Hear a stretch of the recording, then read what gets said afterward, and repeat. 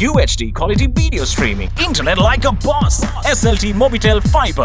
UHD quality video streaming, internet like a boss. SLT Mobitel Fiber. රින් වෙළඳපොලේ අඩුම මිලකට රුපියල් 180යි.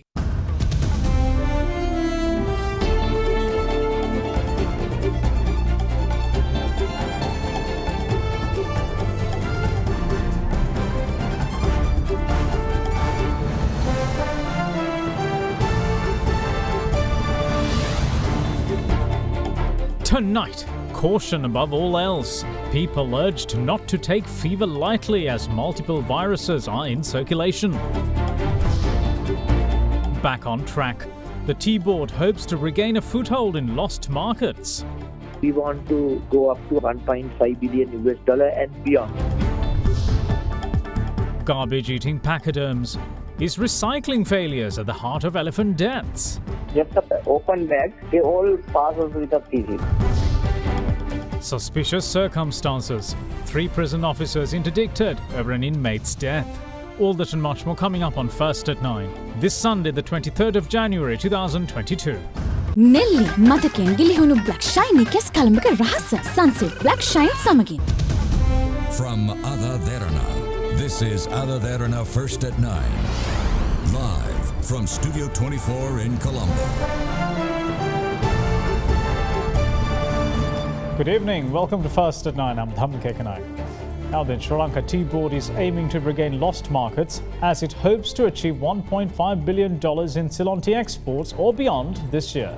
It was in 2017 that the island last saw its tea exports hitting the $1.5 billion mark, with the highest ever revenue coming back in 2014.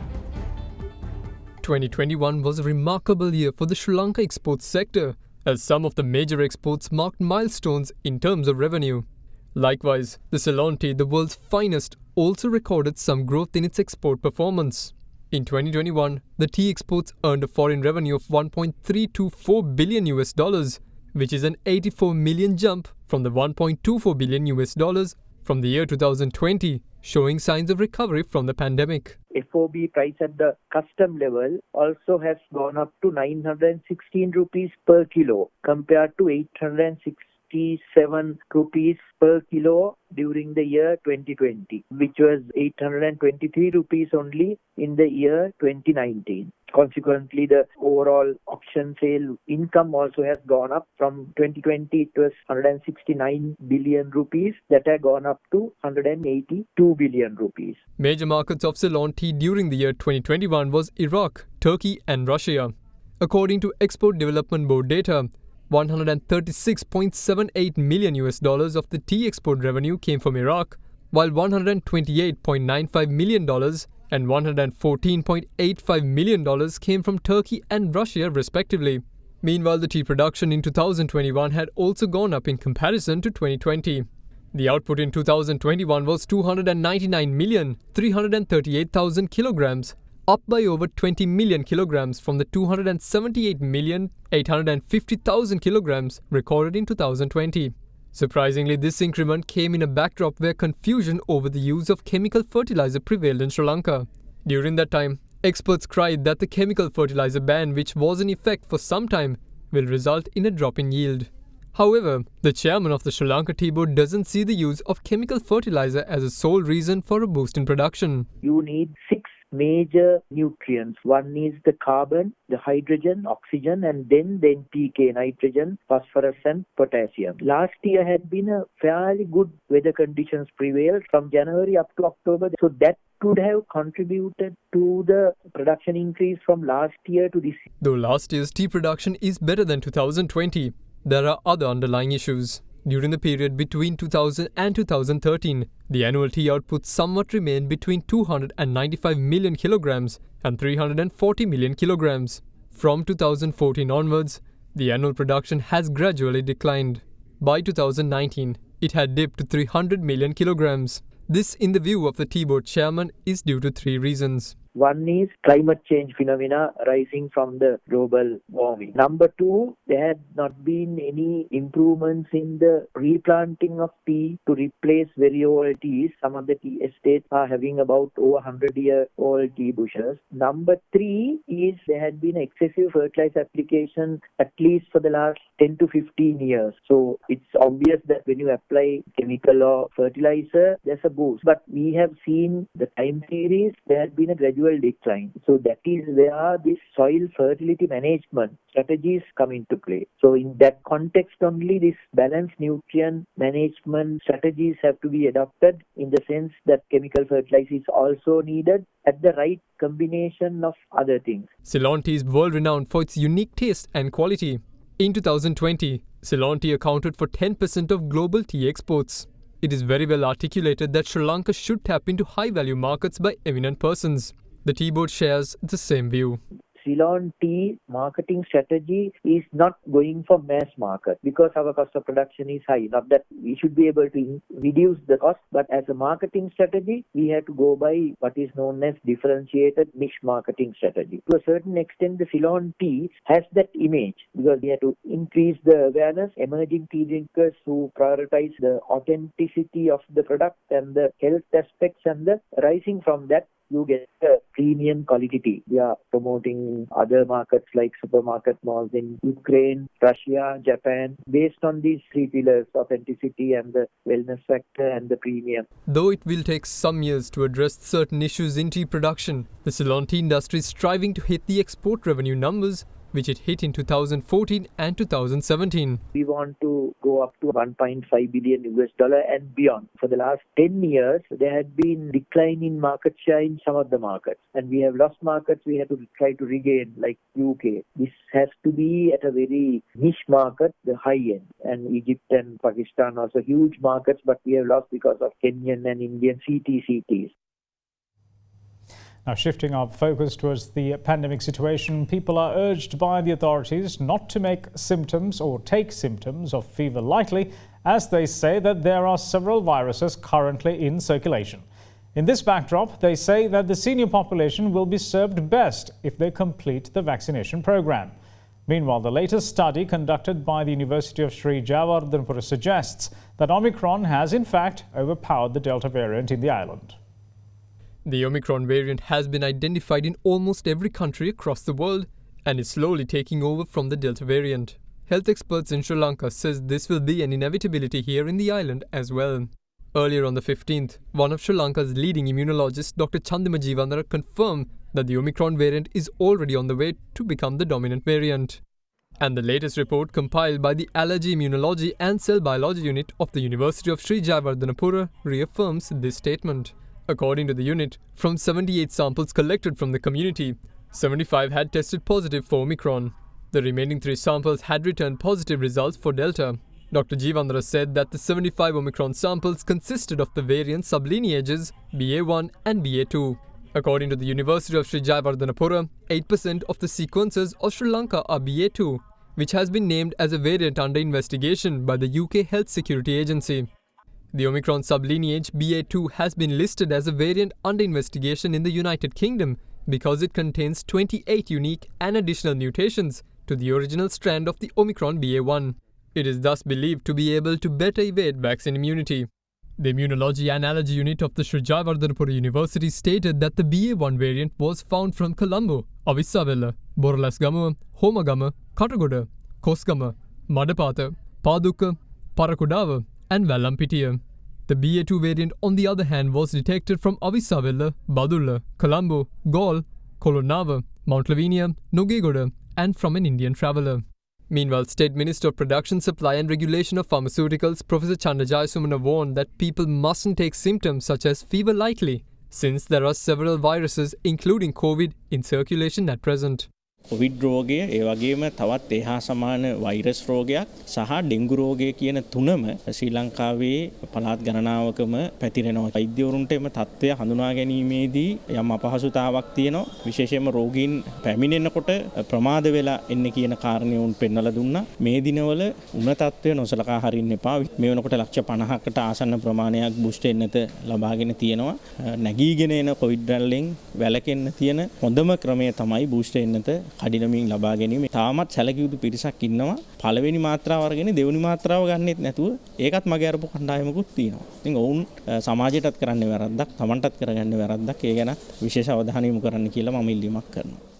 Over the past 4 days, the daily COVID caseload in the country has been above 800. With this being the case, health authorities urge people to complete the 2-dose vaccine regime and get the booster dose as well to ensure that they have good immunity against the virus.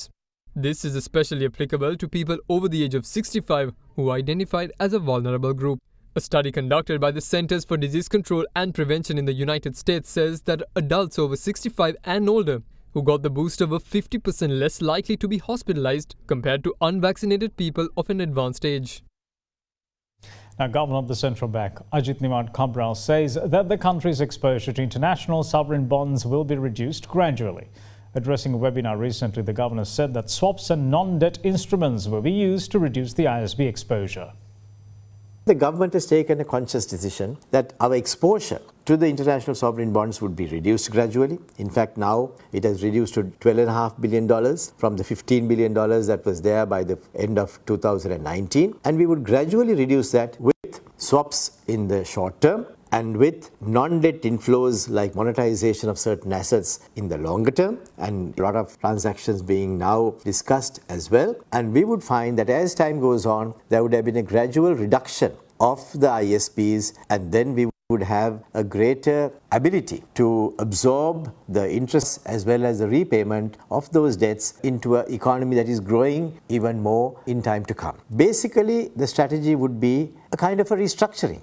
Now, a lot of people think that restructuring means you got to go to the IMF or go to somebody else and then inflict pain on your creditors and have a big change in the way you deal with your creditors, and that would be the restructure. But if you talk to any banker, you'll find that many banks restructure the loans of their clients by giving a longer period of time or giving a different interest rate or changing the mix of the loan, and that itself is also part of restructuring. Now, what Sri Lanka is doing now is to change the manner in which our debts are structured so that it will become easier for us to manage the debt as well. What have we done? We have made sure that some of the debts that are from international sovereign bonds are paid off with swap arrangements that we have done with individual countries, which have come at a much lower cost than the international sovereign bonds as well. There would be a period of around 2 to 3 years that we have in order to find additional inflows that would replace it, as well as other new inflows through non-debt inflows that we can then use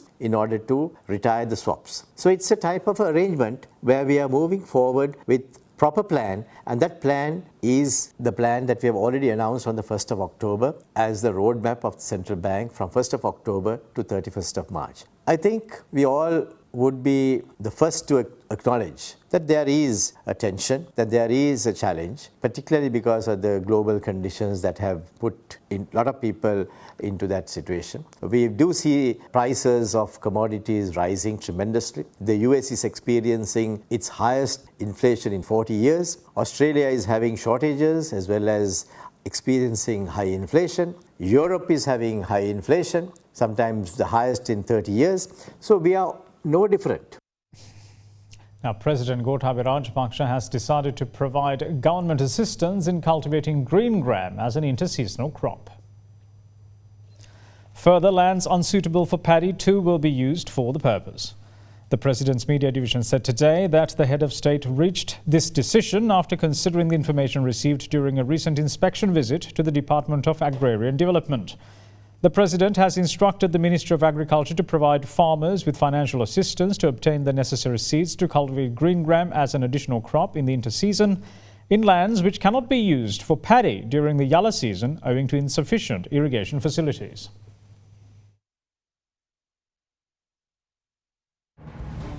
We will see you shortly. Stay with us. Pick 3. Welcome back. You're watching First at 9.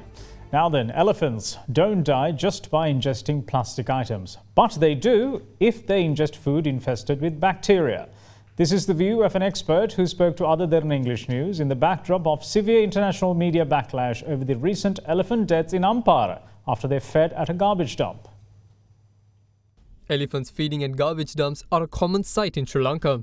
There are even safari tour operators who target such dumps in their attempts to show tourists these majestic beasts.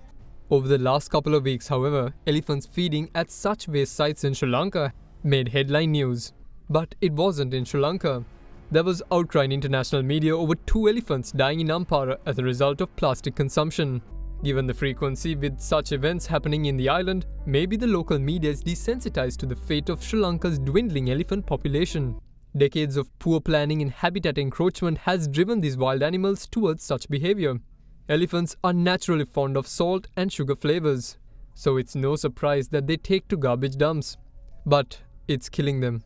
Elephant is a monogastric animal. It has a simple stomach, unlike the deers and the sambas. Once these garbage pits contain different kind of food, and inside food toxins, when elephants ingest food contain toxins, their system will collapse. Initially, the gut movements get seized. There is no peristalsis. Peristalsis is a gut movements. Peristalsis is gut movements. So when gut movements are seized, so no movements of food inside the digestive tract. So function of the large intestine is absorption of water. So when continuous absorption of water, the food materials get harder and harder inside the large intestine. So animal won't pass the feces. It's getting very hard. So also the absorbed toxin causes paralysis of the animal. System will not function properly, so animal get collapsed and ultimately die.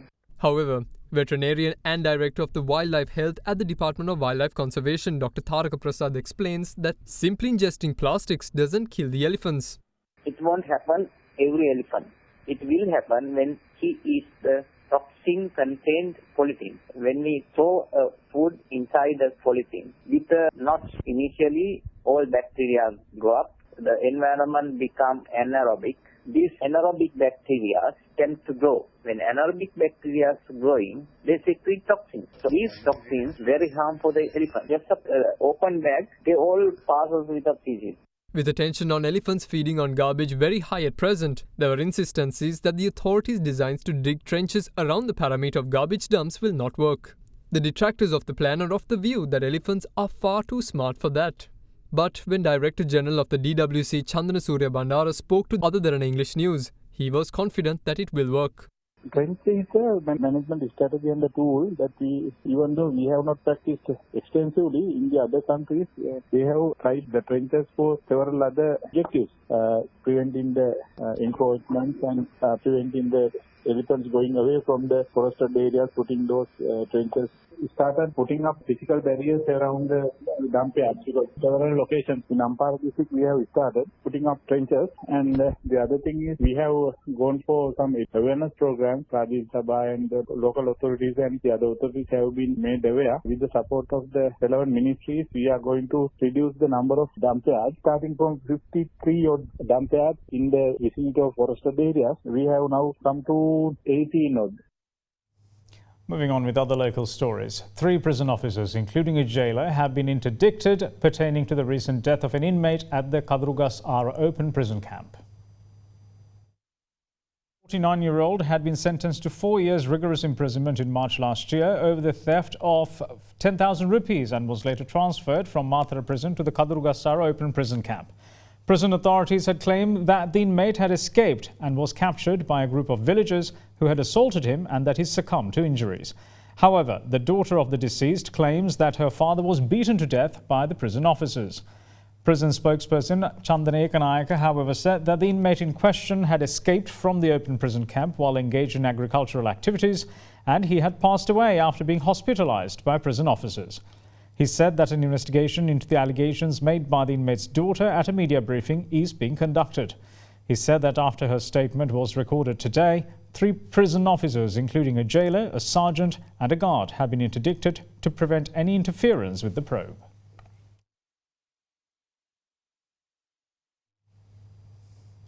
A man in Pakistan has been handed a 1-year prison sentence and slapped with a fine after justifying the lynching of Sri Lankan Priyantha Kumara. The 27-year-old suspect had posted a video on his YouTube channel which had gone viral. On the 3rd of December last year, a mob, including supporters of a hardline Islamist party, attacked Priyantha Kumara, who was employed as an apparel factory manager in Sialkot. The mob lynched him and burned his body, alleging him of blasphemy. Following Kumara's murder, the Sialkot business community came forward with a donation of $100,000 for Kumara's family, while the relevant factory owner has made a commitment to pay his salary of $1,650 every month.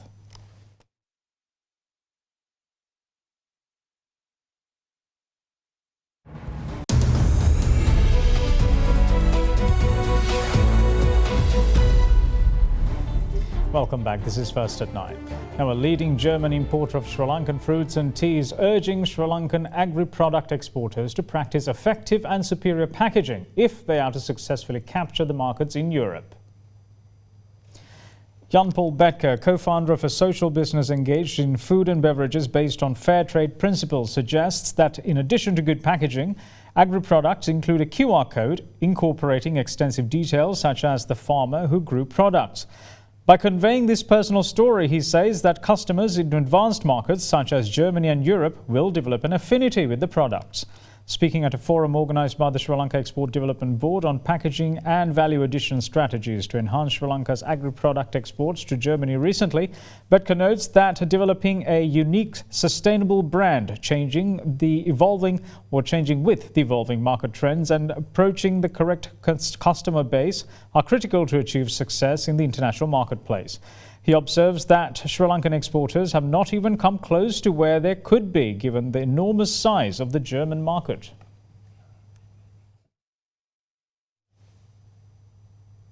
The Colombo Stock Exchange is revising the index calculation methodology of the all-share price index. Index calculation methodology of the ASPI will be revised from full market capitalization weighting to public float adjusted market capitalization. The CSE says that the implementation of the revision is scheduled to take place tomorrow.